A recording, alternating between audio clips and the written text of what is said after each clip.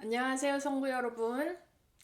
우리가 3월에 접어들면서 씨앗에 관한 이야기를 이어오고 있었습니다. 가장 처음 씨앗 되신 분은 예수 그리스도시고 예수 그리스도의 생명을 담은 우리도 세상에 뿌려지는 씨앗이죠. 2월부터 사순절 기간이 시작되어서 오늘은 예수님이 예루살렘 성에 들어가신 종료주일이고 목요일에는 예수님이 제자들과 유월절을 준비하시면서 마지막 만찬을 하십니다. 그리고 그 다음 날인 금요일에 십자가에서 죽으시고 3일 후인 일요일 아침에 부활을 하십니다. 그래서 다음 주 일요일은 부활절 예배가 되겠습니다.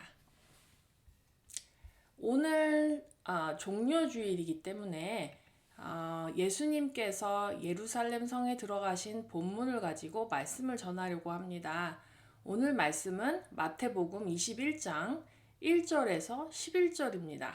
함께 말씀 읽도록 하겠습니다. 마태복음 21장 1절부터 읽겠습니다.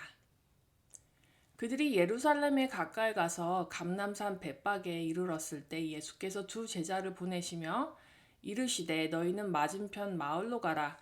그리하면 곧 매인 나귀와 나귀 새끼가 함께 있는 것을 보리니 풀어 내게로 끌고 오라. 만일 누가 무슨 말을 하거든 주가 쓰시겠다 하라. 그리하면 즉시 보내리라 하시니 이는 선지자를 통하여 하신 말씀을 이루려 하심이라 일렀으되 시온 딸에게 이르기를 내 왕이 내게 임하나니 그는 겸손하여 나귀 곧 멍에 매는 짐승의 새끼를 탔도다 하라 하였느니라. 제자들이 가서 예수께 명하신 대로 하여 나귀와 나귀 새끼를 끌고 와서 자기들의 겉옷을 그 위에 얹음에 예수께서 그 위에 타시니 무리의 대다수는 그들의 겉옷을 길에 펴고 다른 이들은 나뭇가지를 베어 길에 펴고 앞에서 가고 뒤에서 따르는 무리가 소리 높여 이르되 호산나 다윗의 자손이여 찬송하리로다 주의 이름으로 오시는 이여 가장 높은 곳에서 호산나 하더라. 예수께서 예루살렘에 들어가시니 온 성이 소동하여 이르되 이는 누구냐 하거늘 무리가 이르되 갈릴리 나사렛에서 나온 선지자 예수니라 하니라. 아멘. 우리 말씀을 깊이 생각하기 전에 기도로 하나님께 나아가도록 하겠습니다. 하나님 아버지, 나귀를 타고 오신 예수님을 우리도 호산나 함께 찬양합니다. 우리는 이렇게 우리에게 겸손한 모습으로 오신 예수님을 십자가에 정말 돌아가시게 할 그런 정말 죄된 마음을 가지고 사는 그런 죄인입니다. 아버지 하나님, 우리의 마음은 우리의 감정에 따라 우리의 상황에 따라 주님을 왕으로 모실 때도 있고 십자가에 못 박을 때가 있지만 주님, 우리가 다시 한번 주님 나귀를 타고 우리의 마음의 성에 들어오신 그 예수님을 한 번 더 찬양하고 높여드리기 원합니다. 오늘 말씀을 통하여서 주께서 하시고자 하는 말씀을 하여 주시고 우리가 그 말씀을 순종하여 받아들일 수 있도록 도와주시옵소서. 예수 그리스도의 이름으로 기도했습니다. 아멘.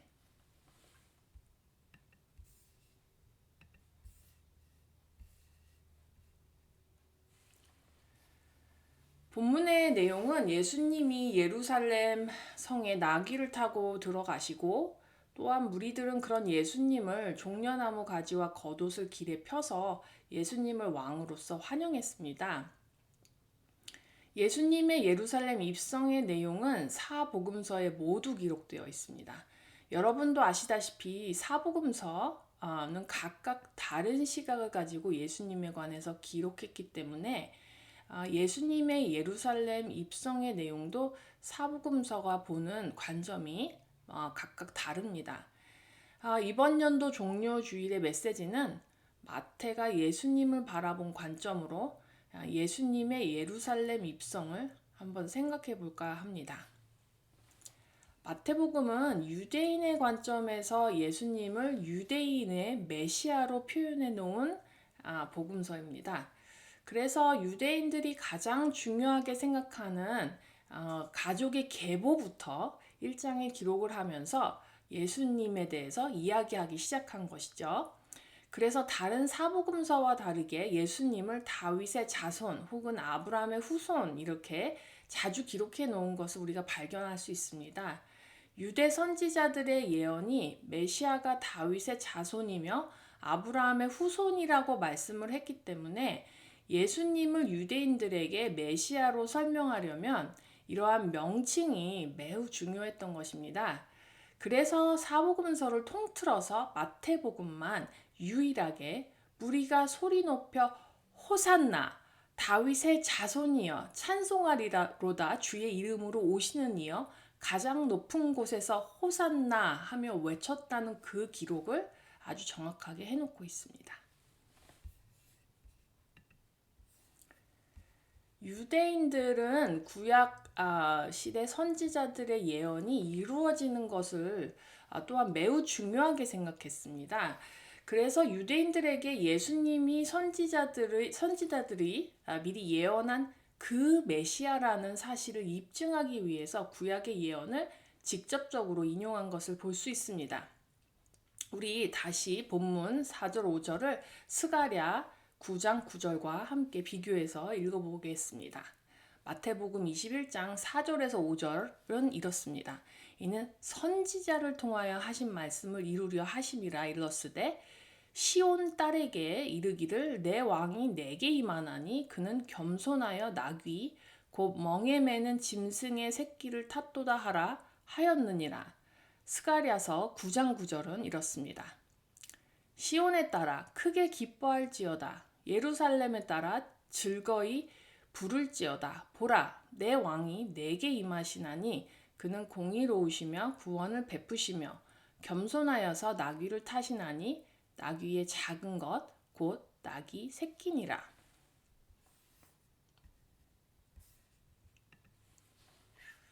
요한복음 12장에서도 나귀를 타신다는 인용은 했습니다. 그렇지만 마태복음처럼 직접적이고 분명하게 인용을 하지는 않았습니다.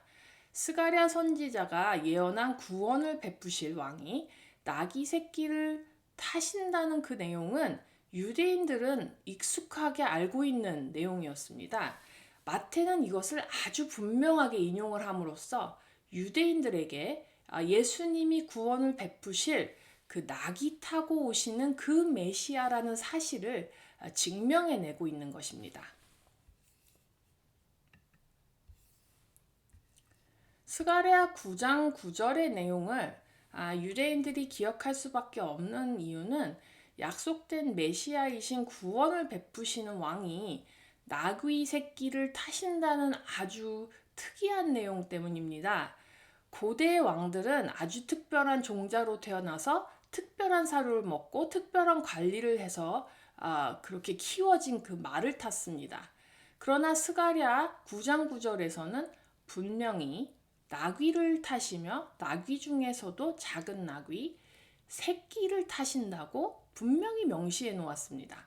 영어 단어에서는 a colt 이런 단어를 썼고 또한 the foal of a donkey 이런 단어들을 썼거든요. 우선 foal이라는 단어는 태어난 지 1년이 안 되는 나귀를 foal 이렇게 얘기합니다. 또한 colt는 아직 그 성기를 제거하지 않은 또한 사람이나 짐을 한 번도 쥐어본 적이 없기 때문에 다리뼈가 한 번도 꺾여본 적이 없는 흠없는 나귀를 가리키는 단어입니다. 여기서 말하는 나귀 새끼를 한번 우리들이라고 한번 대입해 보면 좋을 것 같습니다. 제가 나귀를 사람을 의미한다고 생각하는 이유를 출애굽기 34장 19절 20절에서 한번 찾아봤습니다. 다 함께 출애굽기 34장으로 가겠습니다. 출애굽기 34장 19절에서 20절 함께 읽겠습니다. 모든 첫 태생은 다 내 것이며 내 가축의 모든 처음 난 수컷인 소와 양도 다 그러하며 나귀의 첫 새끼는 어린 양으로 대속할 것이요 그렇게 하지 아니하려면 그 목을 꺾을 것이며 내 아들 중 장자는 다 대속할지며 빈손으로 내 얼굴을 보지 말지니라.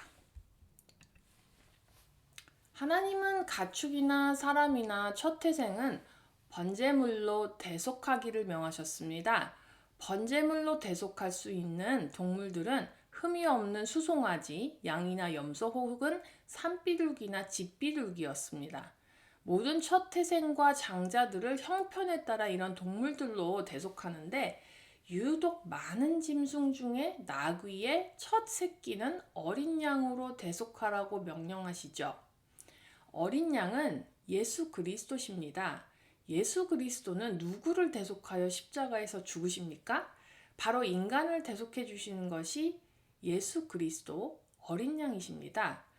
그런데 특별히 나귀의 첫 새끼, 그러니까 우리 인간들은 어린 양으로 대속해 주시는 것이죠. 어린 양의 피로 대속이 되지 않은 사람들의 운명은 즉 목이 꺾이는 사망의 심판입니다. 마태복음 21장에 나오는 예수님을 태운 나귀 새끼를 우리들이라고 한번 생각해 보겠습니다. 보통 나귀는 사람을 태우는 것이 아니라 짐을 지우려고 키웁니다. 나귀의 운명은 예수님을 태우지 않으면 평생 멍에를 매야 하는 신세입니다. 우리 인생도 마찬가지입니다, 여러분. 우리는 예수님을 우리 안에 모시지 않으면 평생 멍에를 지고 무거운 짐을 지고 살아야 하는 운명을 가지고 살아갑니다. 그래서 예수님이 마태복음 11장에서 수고하고 무거운 짐진 자들아 다 내게로 오라 내가 너희를 쉬게 하리라 하시고 나의 멍에를 메고 내게 배우라 그러면 너의 마음이 쉼을 얻을 것이다 라고 가르쳐 주셨습니다. 자, 불신자들은 자신이 평생 어떤 멍에와 짐을 지고 죄와 사단의 종노릇하며 살아야 하는지 깨닫지 못합니다. 그래서 예수님이 타겠다고 하실 때 예수님이 자신들이 지고 있는 멍에와 짐을 없애주신다는 것을 이해하지 못하고 예수님께 자신의 등을 내어드리지 못하는 것입니다. 예수님이 우리 등에 타겠다고 하실 때 우리는 즉시 우리의 등을 내드려야 합니다. 오직 우리가 예수님을 태울 때 우리는 죄와 사단의 멍에에서 벗어날 수가 있습니다. 예수님은 감람산에서 예루살렘 성으로 들어가셨습니다. 슬라이드 한번 보여드릴게요. 슬라이드 보시면 감람산의 내리막길을 내려와서 예루살렘 성으로 다시 오르막길을 나귀 새끼를 타고 가셨죠. 왕들이 타는 말은 덩치가 커서 험하고 좁은 길 혹은 오르막길을 잘 올라가지 못합니다. 말이 다니는 매끈한 길이 따로 있었죠. 그러나 예수님은 험한 길, 좁은 길, 오르막길을 어디든 인도하는 대로 가는 나귀 새끼를 선택하셨습니다. 이 나귀 새끼는 예수님이 십자가를 지러 가시는 그 길을 예수님과 함께 갔습니다. 우리가 예수님을 등에 태웠으면 우리는 예수님이 인도하시는 험하고 좁고 어려운 길을 가야 합니다. 우리가 예수님을 태우는 나귀라면 예수님과 함께 십자가로 가는 길을 예수님을 모시고 가야 합니다. 우리가 예수님을 태울 때 우리는 예수님과 함께 환호를 받고 영광을 얻을 수 있습니다. 이것은 예수님을 태운 나귀만 유일하게 받을 수 있는 또 누릴 수 있는 특권입니다.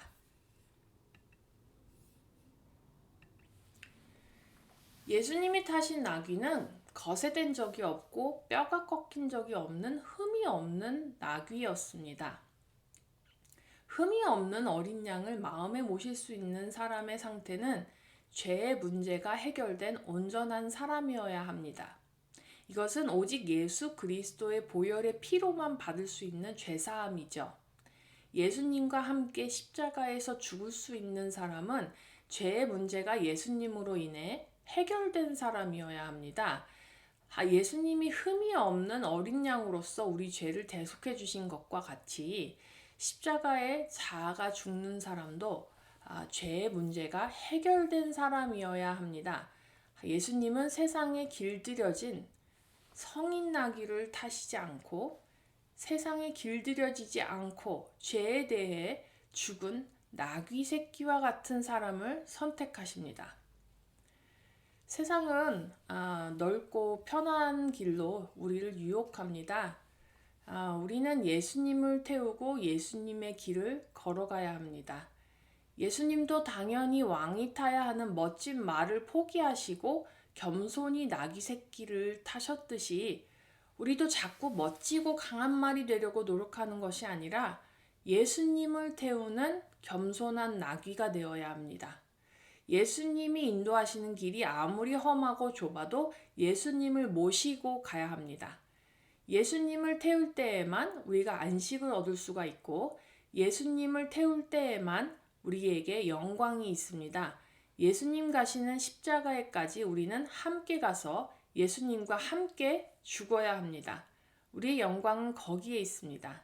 자, 우리 다 함께 기도하시겠습니다.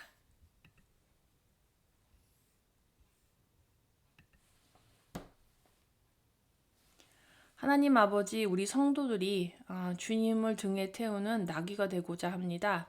아버지, 우리들을 모든 죄의 문제에서 해결하여 주셔서 우리가 정말 이제 세상 짐에 억눌려서 사는 그런 나귀와 같은 인생을 사는 것이 아니라 이제는 우리의 등을 예수님께 드려서 예수님을 모시고 예수님이 가시는 그 험한 십자가의 길, 예루살렘을 향해 오르막길을 걸어야 하는 그 어려운 그런 모든 것들을 감당하면서 예수님과 함께 십자가까지 같이 걸어갈 수 있도록 도와주시옵소서. 거기서 예수님 십자가에서 죽으신 그곳에서 우리도 우리의 자아를 함께 죽이며 이제는 우리가 사는 것이 아니라 예수 그리스도의 그 부활하신 생명으로 살아내는 성령의 사람들 될 수 있도록 도와주시옵소서. 아버지 하나님, 이 세상은 자꾸 우리를 세상적인 방법으로 길들이고 우리가 세상에 어울려서 살게 계속해서 유혹을 합니다. 그리고 정말 세상의 왕을 태우는 말이 되라고 자꾸 격려합니다. 아버지 하나님, 우리는 그러나 이런 것들을 거절하고 정말 만왕의 왕 되시고 이 온 세상의 주인 되신 그 예수님을 태워드릴 수 있도록 우리가 예수님을 알아보고 왕으로 모실 수 있도록 도와주시옵소서. 예수 그리스도의 이름으로 기도했습니다. 아멘.